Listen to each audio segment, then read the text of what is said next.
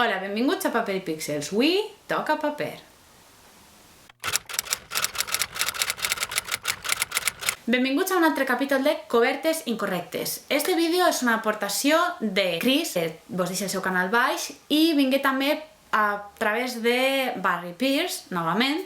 Cristina descobrí una coberta, li va enviar la imatge de la coberta a Barry, Barry com sempre munta en còlera amb tot el motiu del món, i després me l'ensenyaren a mi, i és una terrible coberta de La lletra escarlata.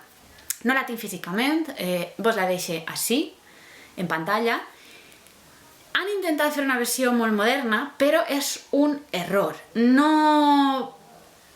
Jo no l'entenc, a banda que estèticament és lletja, no té res a veure perquè és com molt moderna i l'obra és molt clàssica, no reflecteix l'època, no reflecteix el tema, no té absolutament res a veure. Jo veig aquesta boa de plomes i no entenc a què ve. No li pega en absolut ni al personatge, ni a l'època, ni a la història, ni al contingut, absolutament res.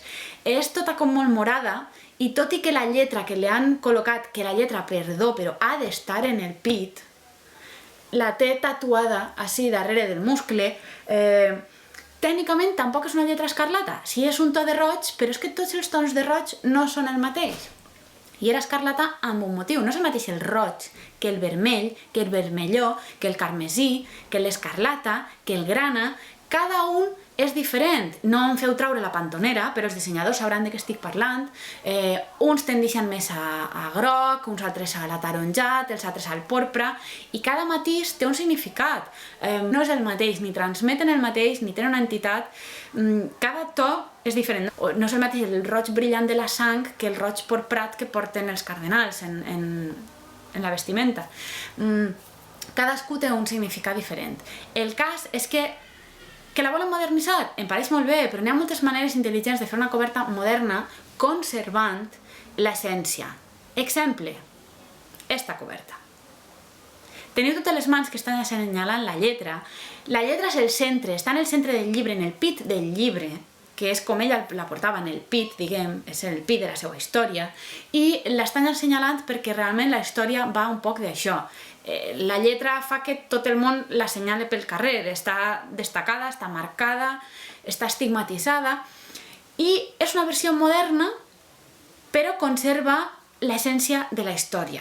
Té a veure, parla del llibre, però l'altra és que no entenc la boa de plomes, és com si fos una vedette, jo veig a Norma Duval, veig això, o com si fos una drag queen, és com que no té res a veure absolutament, és com la pel·lícula de Demi Moore, que també la sexualitzaren, diguem, d'una forma que no era allò del que es tractava tampoc.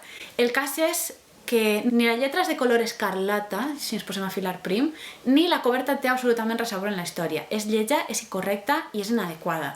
Jo entenc que hagin volgut modernitzar, però forma part, crec que, de la mateixa col·lecció, i ja en parlaré en un altre vídeo, de la horrible coberta nova de Charlie i la fàbrica de xocolata, que a banda es va fer per al seu 50 aniversari, que quina manera de fastidiar l'aniversari, ja vos l'ensenyaré. De manera que la coberta incorrecta d'avui és de La lletra escarlata de Nathaniel Hawthorne. Per favor, si compreu una edició, no compreu aquesta edició perquè és horrorosa i no la recomane. Jo no sé en quina part de la cadena, si és el dissenyador, si és la... no sé quina reunió han tingut on han decidit, però el cas és que no estic gens d'acord i no és una edició que jo personalment compraria. El pròxim vídeo de cobertes incorrectes, com acabo de dir, serà de Charlie i la fàbrica de xocolata, ja en parlarem llarg. Però, com sempre, vull ampliar la secció i si trobeu més cobertes que contenen un o diversos errors, deixeu-me, com sempre, la informació en la secció de comentaris.